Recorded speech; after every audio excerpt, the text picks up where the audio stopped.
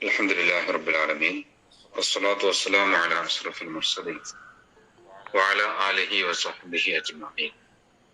In ഉരീദു ലിൽ ഇസ്ലാഹ മസ്തതഅതു വമാ തൗഫീഖി ഇല്ലാ ബില്ലാഹ് അലൈഹി തവക്കൽതു വഇലൈഹി ഉനീബ്. പ്രിയമുള്ള സഹോദരന്മാരെ, സഹോദരികളെ, അല്ലാഹു സുബ്ഹാനഹു വ തആല നമ്മെ എല്ലാവരെയും അനുഗ്രഹിക്കുമാറാവട്ടെ. പരിശുദ്ധ റമദാനിൽ നമ്മൾ അനുഷ്ഠിച്ചുകൊണ്ടിരിക്കുന്ന നോമ്പുകള്, നമ്മൾ നിർവഹിച്ചുകൊണ്ടിരിക്കുന്ന സൽക്കർമ്മങ്ങൾ പടച്ച റബ്ബ് നമ്മിൽ നിന്നും ഇരട്ടിക്കിരട്ടിയായി പ്രതിഫലം തന്ന് സ്വീകരിക്കുമാറാവട്ടെ. ആമീൻ. നോമ്പിന്റെ അവസാന ഘട്ടത്തിലാണ് നമ്മളുള്ളത്. ഏതാനും ദിവസങ്ങൾ കൂടി മാത്രമേ ബാക്കിയുള്ളൂ. എന്താണ് നോമ്പ് കൊണ്ട് നേടിയത്? എത്രത്തോളം പാപമോചനം തേടി, എത്രത്തോളം പശ്ചാത്താപത്തിലൂടെ മനസ്സിനെ വൃത്തിയാക്കി, എത്രത്തോളം അള്ളാഹുവിലേക്ക് നമ്മൾ അടുത്തു, ഖുർആനിനോട് എത്ര അടുത്തു, ഇങ്ങനെയൊക്കെയുള്ള ആത്മവിചാരണകൾ നമ്മൾ നടത്തി നോക്കണം. പലപ്പോഴും പല സഹോദരന്മാർക്കും സംഭവിക്കാറുള്ളൊരു സംഗതി എന്താണെന്ന് ചോദിച്ചാൽ, യാന്ത്രികമായി ഇങ്ങനെ റമദാനിലെ നോമ്പുകൾ അനുഷ്ഠിച്ചു പോകും.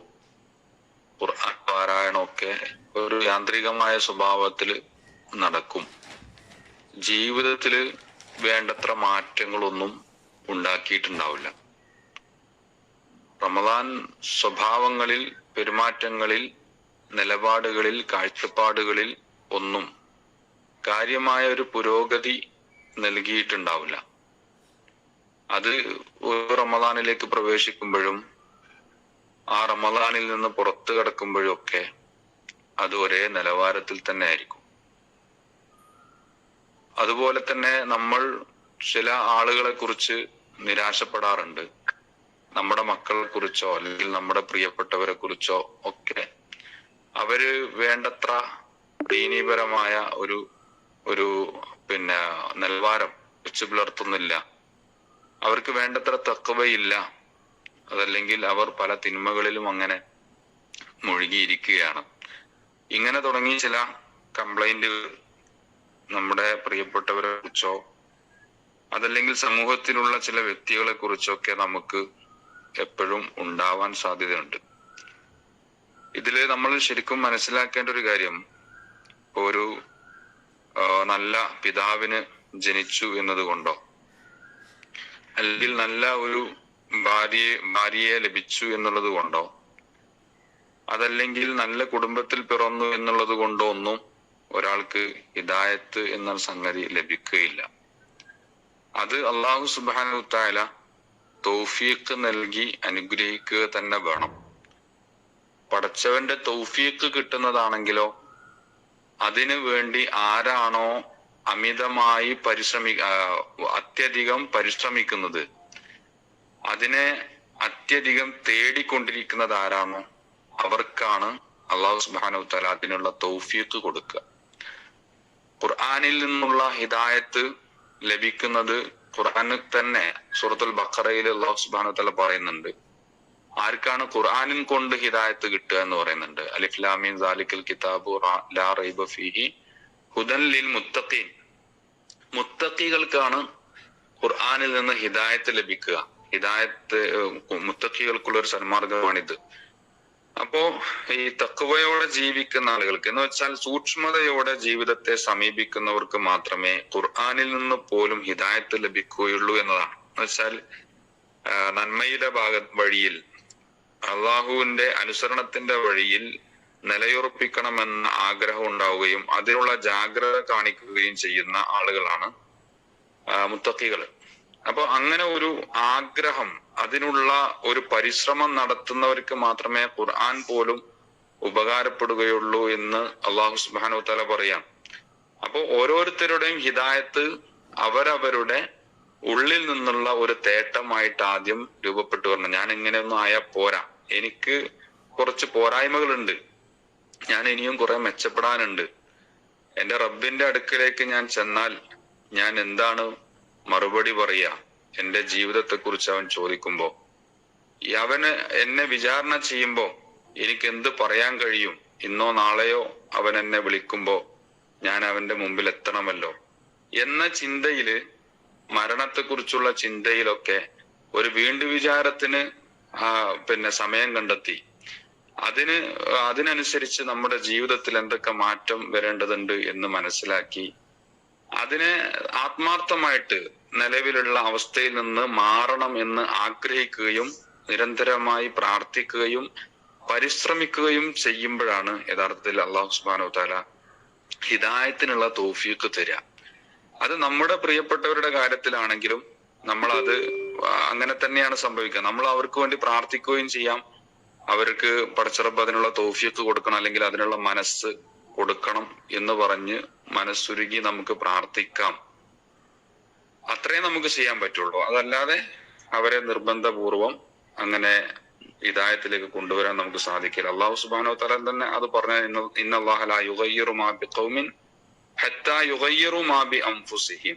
അള്ളാഹു സുബ്ഹാനഹു വ തആല ഒരു ജനതയെയും അവർ സ്വയം മാറ്റാതെ അള്ളാഹ് മാറ്റൂല എന്നുള്ള തന്നെ പറഞ്ഞതാണ്. അപ്പോ ആ അർത്ഥത്തിൽ ഒരു ആത്മവിചാരണയും സ്വയം ഒരു വിമർശനവും ഒക്കെ ഉള്ള ആളുകളാണ് കൂടുതൽ ഉയരങ്ങളിലേക്ക് എത്തുക. ഞാൻ ഇങ്ങനെയൊക്കെ തന്നെ ആയാൽ മതി, ഇങ്ങനെയൊക്കെ തന്നെ പറ്റുള്ളൂ, അതിനെക്കുറിച്ചൊരു ചിന്തയും ഇല്ലാതെ ഒരു ഒഴുക്കിനനുസരിച്ച് അങ്ങനെ പോവുക. പിന്നെ ഞാൻ എത്രയോ ഓക്കെയാണ്, ഞാൻ കുഴപ്പമില്ല, എന്റെ ജീവിതം കുഴപ്പമില്ല, നിലവിലുള്ള അവസ്ഥയിൽ സംതൃപ്തിയാണ്, നിലവിൽ വളരെ താഴ്ന്ന അവസ്ഥയിലാണെങ്കിലും അതിൽ തൃപ്തിപ്പെടുക. മറ്റുള്ളവരുമായി താരതമ്യം ചെയ്യുമ്പോൾ ഞാൻ എത്രയോ മെച്ചമാണല്ലോ, സമൂഹം വളരെ മോശമാണ്, മോശമായ ഒരു സമൂഹത്തിൽ നിന്നുകൊണ്ട് ആ സമൂഹത്തിനെ വെച്ച് താരതമ്യം ചെയ്തുകൊണ്ട് നമ്മൾ സ്വയം തൃപ്തിപ്പെടുകയാണ്. അൽഹംദുലില്ലാഹ്, മറ്റുള്ളവരെക്കാളും ഞാൻ ഓക്കെ ആണല്ലോ എന്ന് പറഞ്ഞിട്ട് അവിടെയാണ് പലപ്പോഴും നമുക്ക് പുരോഗതി ലഭിക്കാതിരിക്കുക. നമ്മൾ നമ്മെ താരതമ്യം ചെയ്യേണ്ടത് യഥാർത്ഥത്തിൽ ദീനിന്റെ കാര്യത്തിൽ നമ്മെക്കാളും താഴ്ന്നവരോടല്ല, താഴോട്ടല്ല നമ്മൾ ദീനിന്റെ കാര്യത്തിൽ നോക്കേണ്ടത്, മുകളിലേക്ക് നോക്കണം. ദുനിയാവിന്റെ കാര്യത്തിലാണ് നമ്മൾ കീഴ്പോട്ട് നോക്കേണ്ടത്. നേരെ തിരിച്ചാണ് ഇപ്പോൾ നമ്മൾ ചെയ്തുകൊണ്ടിരിക്കുന്നത്. ദുനിയാവിന്റെ കാര്യത്തിൽ മേൽപോട്ടും നോക്കും, ദീനിന്റെ കാര്യത്തിൽ കീഴ്പോട്ടും നോക്കും. എന്നിട്ട് നമ്മൾ ദുനിയാവിന്റെ കാര്യത്തിൽ അസ്വസ്ഥപ്പെടുകയും ദീനിന്റെ കാര്യത്തിൽ സംതൃപ്തിപ്പെടുകയും ചെയ്യുന്ന ഒരവസ്ഥ. അപ്പൊ ആ അർത്ഥത്തിലുള്ള ഒരു അവസ്ഥ നമുക്ക് ഉണ്ടാവാതെ നമ്മൾ നിരന്തരമായി നമ്മെ നവീകരിച്ചു കൊണ്ടിരിക്കാൻ, നമ്മുടെ നിലവാരം, അള്ളാഹുവിന്റെ മുമ്പിലുള്ള നമ്മുടെ സ്ഥാനം, നമ്മുടെ ആ ഒരു അവസ്ഥ, അത് കൂടുതൽ ഉയരങ്ങളിലേക്ക് എത്തിക്കുവാനുള്ള പരിശ്രമം ദിനേന നമ്മൾ നടത്തിക്കൊണ്ടേയിരിക്കണം. അങ്ങനെ ആകുമ്പോഴേ നമുക്ക് അള്ളാഹുവിലേക്ക് കൂടുതൽ അടുക്കാൻ കഴിയുള്ളൂ. കാരണം നമ്മൾ ചോദിക്കുന്ന സ്വർഗം എന്ന് പറയുന്നത് അമ്പിയാക്കള് പോയ, സ്വാലിഹ്യങ്ങളായ മഹാന്മാരൊക്കെ പോയ, സ്വഹാബികളൊക്കെ പോയ, ബദരീങ്ങളൊക്കെ പോയ, ഫലസ്തീനിലെ നമ്മുടെ സഹോദരന്മാരൊക്കെ പോയ ആ സ്വർഗമാണ് നമ്മളും ചോദിക്കുന്നത്. അതുകൊണ്ട് അവർ സ്വർഗത്തിന് വേണ്ടി എന്ത് ചെയ്തു എന്ന ഒരു അന്വേഷണം, ഒരു ആലോചന നമ്മൾ നടത്തുകയും അവരുടെ ആ പ്രവർത്തനങ്ങളിൽ നമ്മൾ എത്രത്തോളം ഉണ്ട് അതുമായി താരതമ്യം ചെയ്യുമ്പോൾ നമ്മുടെ അവസ്ഥ എന്താണ്, നമ്മൾ എന്തൊക്കെയാണ് ചെയ്തുകൊണ്ടിരിക്കുന്നത് എന്ന ഒരു താരതമ്യം ചെയ്യുകയും വേണ്ട മാറ്റങ്ങൾ വരുത്തുകയും ചെയ്യുക എന്നുള്ളതാണ് ഞാനും നിങ്ങളും ഒക്കെ സ്വർഗത്തിന്റെ കാര്യത്തിൽ ചെയ്യാനുള്ളത്. അല്ലാഹു സുബ്ഹാനഹു വ തആല ആ അർത്ഥത്തില് നമ്മെ വിമർശിച്ച് ആത്മവിമർശനം നടത്തി, സ്വയം വിചാരണ നടത്തി കൂടുതൽ നമ്മുടെ ഉള്ളിനെ നവീകരിക്കുവാൻ, ആത്മീയമായ ഔന്നത്യം കൈവരിക്കുവാൻ പടച്ചറബ് നമുക്ക് തൗഫീഖ് നൽകി അനുഗ്രഹിക്കുമാറാവട്ടെ. റമദാനിലെ അവസാനത്തെ 10 ഒക്കെ നമുക്ക് അതിന് ഒരു കാരണമായി തീരുമാറാവട്ടെ. اللهم ربنا ظلمنا أنفسنا وإن لم تغفر لنا وترحمنا لنكونن من الخاسرين. ربنا آتنا في الدنيا حسنة وفي الآخرة حسنة وقنا عذاب النار. وصلى الله تعالى على سيدنا محمد. السلام عليكم ورحمة الله وبركاته.